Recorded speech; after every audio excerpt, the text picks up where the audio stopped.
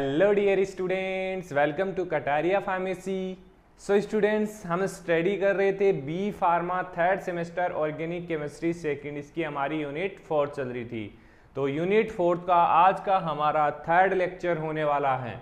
पीछे लेक्चर्स अगर आपने नहीं देखे हैं तो इस वीडियो के डिस्क्रिप्शन में आपको कंप्लीट प्लेलिस्ट का लिंक मिल जाएगा, वहाँ से आप कंप्लीट स्टडी कर सकते हैं इस सब्जेक्ट को। और अगर आपने अभी तक हमारे नोट्स नहीं लिए हैं तो नोट्स को परचेस करने के लिए, नोट्स लेने के लिए आपको टेलीग्राम ग्रुप ज्वाइन करना पड़ेगा। टेलीग्राम ग्रुप ज्वाइन कर लीजिए। इसके अलावा आप इंस्टाग्राम पेज को भी फॉलो कर लीजिए, वहाँ पे काफ़ी अदर इंफॉर्मेशंस आपको मिलती रहेगी रेगुलर बेसिस पे।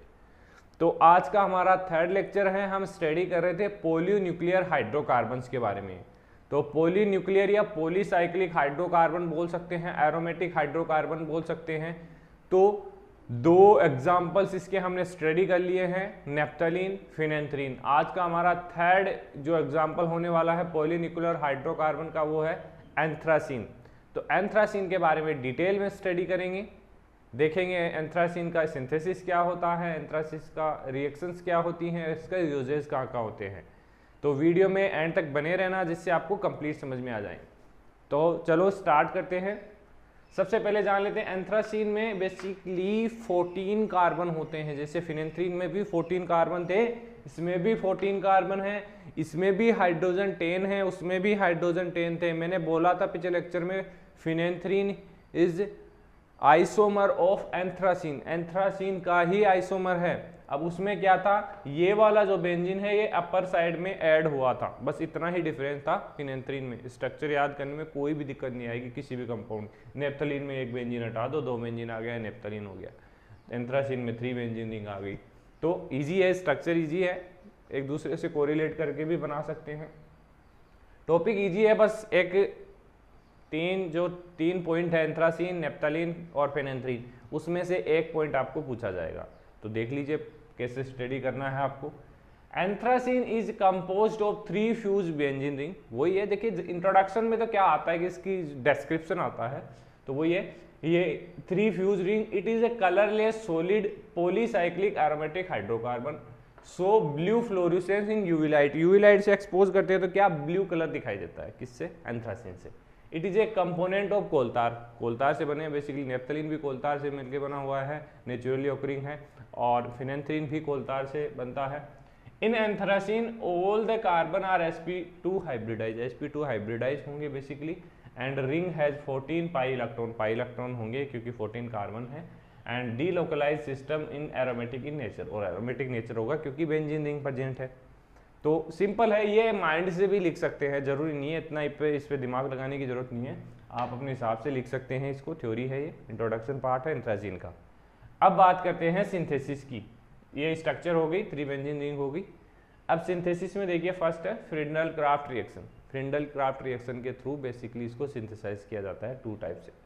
फर्स्ट है anthracene is prepared by condensation of 2 molecule of benzene, 2 molecule of benzene chloride in presence of AlCl3। Aluminium chloride की प्रेजेंस में, मतलब कि रिएक्शन करवाते किसके साथ? 2 बेंजीन क्लोराइड के साथ।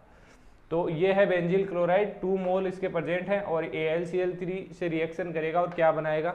एंथ्रासीन। इजी है, इजीली लिख सकते हैं आप इस चीज को, कोई दिमाग लगाने की जरूरत नहीं है। इसके अलावा सेकेंड रिएक्शन है anthracene is also form by reaction of benzene with 1122 tetrabromo ethane, 1122 tetrabromo ethane. अब देखिए ये चीजें आपको याद नहीं रही, ये लिख दो, कोई दिक्कत नहीं है, आपको 5 मार्क्स में कवर करना है, जरूरी थोड़ी है कंप्लीट पॉइंट आपको याद हो।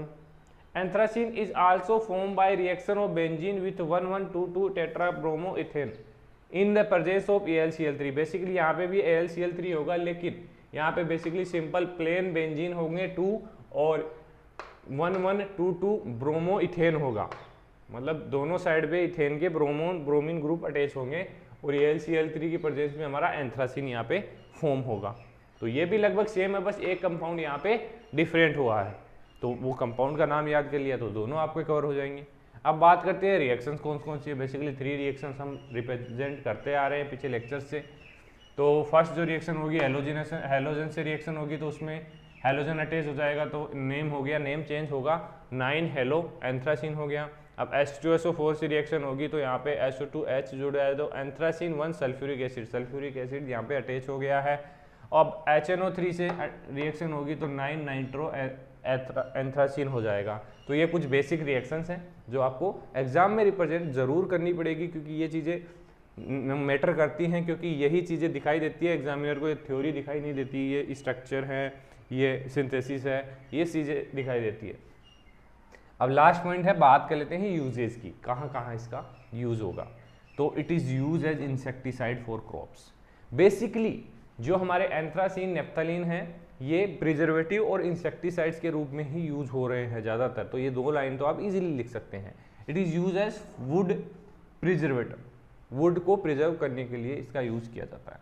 It is commonly use as UV tracer in coating applied to printed wiring boards. जो प्रिंटेड वायरिंग बोर्ड्स होते हैं उनमें यूवी ट्रेसर के रूप में इसको यूज किया जाता है। It can be converted into anthraquinone, anthraquinone में ही कन्वर्ट हो सकता है। तो ये प्रिकर्सर हो सकता है डाइज, मतलब कि प्रिपेयर करेगा डाइज को। बेसिकली सभी जो पीछे वाले डेरिवेटिव है पॉलीन्यूक्लियर हाइड्रोकार्बन के, वो भी डाइज प्रिपेयर कर रहे हैं, तो एंथ्रासीन भी लगभग करेगा। तो एक टॉपिक और है, आई थिंक एक एग्जाम्पल और है जिसको हम नेक्स्ट लेक्चर में स्टडी करेंगे। 3 टॉपिक हमारे कवर हो चुके हैं, नेफ्थलीन, एंथ्रासीन और फेनेंथ्रीन। ये मेन है, इम्पोर्टेंट है, याद कर लेना अच्छे से। और एक चीज़ और बोल रहा हूँ मैं, जब भी आपके एग्ज़ाम आए, जब भी आपके एग्ज़ाम फॉर्म स्टार्ट हो, मुझे इन्फॉर्म ज़रूर करना। कोई भी यूनिवर्सिटी हो, इन्फॉर्म करना, हम आपके लिए बेहतर करने की कोशिश करेंगे। तो बने रहिए हमारे साथ, मिलते हैं नेक्स्ट वीडियो में।